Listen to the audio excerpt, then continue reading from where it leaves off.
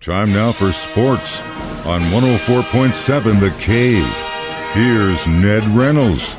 Mike, the intern, Ned Reynolds, in the studio on a Monday morning, a victory Monday, if you will. Chiefs beat the Steelers 42-21. Kind of a slow start for the game.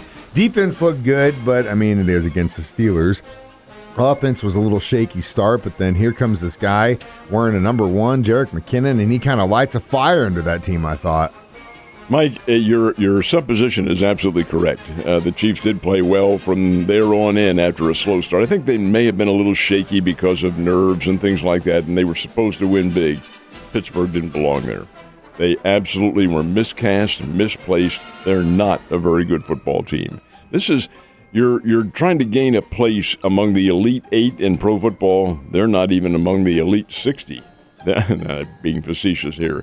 Just not a good team. They have some very good personnel. The Watt kid is a very nice player. Oh, on defense, he was an animal. And they have Najee Harris, when he's given a chance, is pretty good. Their offensive line is abysmal. Roethlisberger is beyond his days.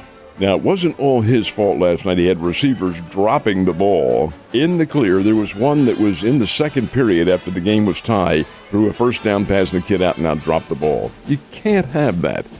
And as a result, you had the Steelers losing a lot of their momentum. You had defensive backs who somehow, someway, and this is unforgivable, allow a tight end, Kelsey, to be running crossing patterns across the field, down deep, wide. You don't have a tight end? You've got to be kidding me. And then he runs for a touchdown that made it 21-7 at halftime. They're just not very good. They don't belong there. Now, having said that, here are the Chiefs. Have a big scoring day, wonderful scoring day in cold weather. Heck, you had Mahomes throwing for 404 yards, 478 yards altogether in total offense, 106 yards rushing, and that's more than Pittsburgh had as a team. Come on, man, that's ridiculous. Najee Harris, their big runner, well, the Chiefs were focusing on him. That's another factor, too, is Kansas City's defense. Very aggressive, very quick. They had Pittsburgh blunted at virtually every turn. It just was not much of a contest. I was kind of bored by the whole thing. Pittsburgh did not offer the kind of opposition that they felt. And we've talked about this before. This is not the Pittsburgh Steelers of old. They're just not a very good team. They have a lot of revamping to do. Their draft had better be for offensive linemen, defensive linemen. They've got to get some of those people in there too. And just make a name for themselves. They just aren't a very good team. Shouldn't have been there. Well, it definitely was a easygoing game after the second quarter started for sure. And as far as officiating, I thought it was called well. There weren't any kind of crazy calls on either side. And it's going to be a tough matchup against the Bills on Sunday. I tell you, there were some. I love this too. In watching, I've got the sound turned down.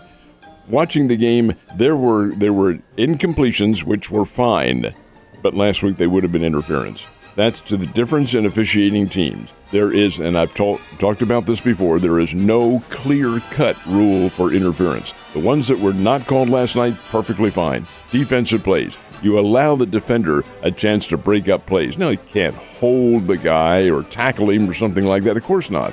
But in some of the others, it's subjective. Throw it out. Get rid of that. Allow them to do the thing. They did allow them to last night. They let them play. That was perfect. Which is always the way to go. Also, the refs probably took a look around and saw that crowd at Arrowhead and was like, oh, we're not calling anything. As soon as I saw a beach ball bouncing, I was like, oh, I know what kind of crowd they've got in there tonight. And then the first extra point kick, did you see that toilet paper roll go flying in the air? And then as a matter of fact, not only did I see it, I watched the football. Where's the football? All this toilet paper's going up in the air. What is this? Whatever happened to our pandemic when nobody could afford toilet paper? They're stealing it out of the concourse and throwing it into the stands. Oh, man, I wish I could have been there last night. But you know what? I'm tired enough, so I'm glad I was able to go to sleep in my warm bed with the dub under my pillow. Now, again, Bills on Sunday. We played them in the regular season. It was a really tough loss against them. Do you think we gain a little bit more ground on them going into the game on Sunday? Different teams, different time. Kansas City wasn't playing very well at that time. They are now. Buffalo is coming off what they call their greatest game of the season. with the 47-point performance against the New England Patriots. New England is not Kansas City by any stretch of the imagination. We'll see. We'll see what happens. We're going to talk about that a little bit later on in the next segment. Yeah, definitely. But the fact is that I think it'll be a pretty good game. Yeah, we can revisit that. Any thoughts on some of the other games? One thing I did want to ask you is the Eagles game. I'm watching it, and that first roughing the passer call that they threw on Philly, which was just a garbage call. I mean, and it's Brady, so go figure. But I was just like, are you kidding me? Come on. I was like, I need to call Ned and make sure his TV's still okay. I thought it was a terrible call. Oh, it was awful. You and I think every other person in the entire country except for Bucs fans and Tom Brady. Well, it's part of football, though, and the official's looking at it. He sees what happened, and he says, well, that's got to be roughing the passer. It is Tom Brady. And you're right, that all does figure into their thinking. I don't care what they tell you. They all know who Brady is and what he represents. And the Tampa Bay Buccaneers are the reigning world champs, so you give them the benefit of the doubt. Yeah, but that just sucked the life. I thought Philly had kind of a little bit more momentum, but that was kind of the thing that sucked the life out of them. And then they just no more aggressiveness, and it just was. Philadelphia wasn't going to win that game. They're just not consistent enough. They can come up with some big performances. I'm not a fan. Let me put it this way: I'm not sold on Hurts as the quarterback. Right now, he's the only one they have, and he's a pretty good QB, but is he the savior? Is he the one who's going to take them to the promised land?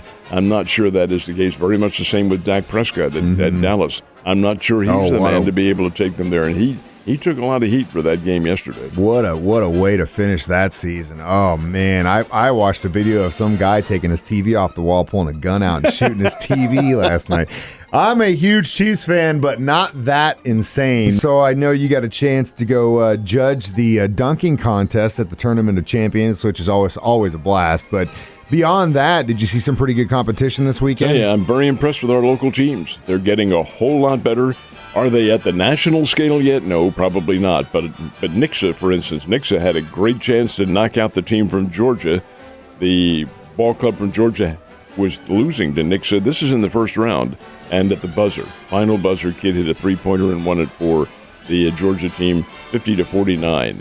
Nixa is playing very well. Catholic is playing well. Parkview can hold their own with anybody. 3 very good Springfield representatives, and New Madrid County Central from down in the Boot Heel also played very well. The tournament itself won by Paul VI from Virginia. They're a really good team. Beat Sierra Canyon out of Chatsworth, California in the title game. Big crowd. 10,500, maybe even 11,000. I didn't get a final count on all the folks at JQH Arena. But it's such a great place to watch basketball and such a great atmosphere. And the show that was put on before the dunking contest started, they had a paper airplane contest. It was cool. I mean, paper airplanes coming all over, and they had to get to a certain point at center court, and some guy got there. I don't remember what. I think it may have been. I don't remember. I don't remember what the grand prize was. But regardless of that, the Bass Pro Shops folks put on a terrific show. What it's all about, everybody had a good time, and the Tournament of Champions, back after a year's absence, was a really welcome return. We have a lot of people from out of town follow these teams into town to come watch that. I think so. You think that's probably why we had such a big crowd on over the weekend? Well, they are always going to. Now, the fans in this part of the country here are anxious because we don't have yet. St. Louis and Kansas City play a level of a national caliber basketball, but it's not at the level of a Los Angeles or a New York City or an Atlanta or the teams in Florida. It's just not quite there. These are the top athletes in America. And as a result, I think our area fans want to see how good these kids are. And they are good. There's some really, really fine athletes here. But the fact of the matter remains that they're anxious to see good basketball, and they're anxious to be a part of a good show. A nice entertainment. 3 days of this competition, come on. They drew over 27,000 fans for those 3 days, and that's pretty good. That's pretty good, considering the fact that most everyone around here, when they get any kind of snow on the ground, don't leave their house. So it's a good turnout for that, which is good to see. We had some local teams from the college scene play over the weekend. How'd they do? Both of the Bears teams won. The Lady Bears were up against a Drake team that is horrendous as far as their offense is concerned. They have no shooting abilities at all. Their star player players out. And the Lady Bears handled Drake 69-53. Very nice win for a very good team. Missouri State's this Lady Bears, very good team. So are the Bears. The Bears went to Valparaiso, Indiana, got another 30-plus game from Isaiah Mosley, and went on to beat Valparaiso. I think the final was 74-57, if I remember correctly. And they are playing, they being the Bears, very well. Mosley had 32 points. He's had games of 43, 33, 31, and 32. He's a monster. These guys playing some ball, I'll tell you. He's a good player. Bears are home on Wednesday night, play Illinois State at the JQH Arena. So, hey, come on out, watch some basketball. Yeah. They're good teams. What else is there to do? Nothing else. Hey, man, not until Sunday when the Chiefs take on the Bills. There's absolutely nothing to do. And that brings me to my next thing. The game against the Bills will be the last one on Sunday on this divisional round. We've got 2 on Saturday, 2 on Sunday, and the Chiefs will close it out against the Bills. That game starts at 5:30, which means Ned Talk will start at 3. And I think it's going to be a pretty good football game, too. You remember the Bills came in here early in the season into Kansas City and ran the Chiefs right out of the ballpark. Remember, it was a stormy night. They had to hold up the game for about an hour because of lightning and so forth. They didn't stop the Bills at all. They went right through Kansas City and won it big. That was the Chiefs then. This is the Chiefs now. Far more aggressive on defense, very quick, playing a solid type of football. But so is Buffalo. And Buffalo is really good, folks. The big difference between Buffalo and Pittsburgh is the personnel on the offensive line. Buffalo is a very good offensive line. They give Josh Allen a lot of time to throw that ball, and he does throw the ball. Against New England, they're playing in conditions that were much more frigid than Kansas City. Looked a little cold that day. It was more than that. It was downright Arctic conditions. Yeah.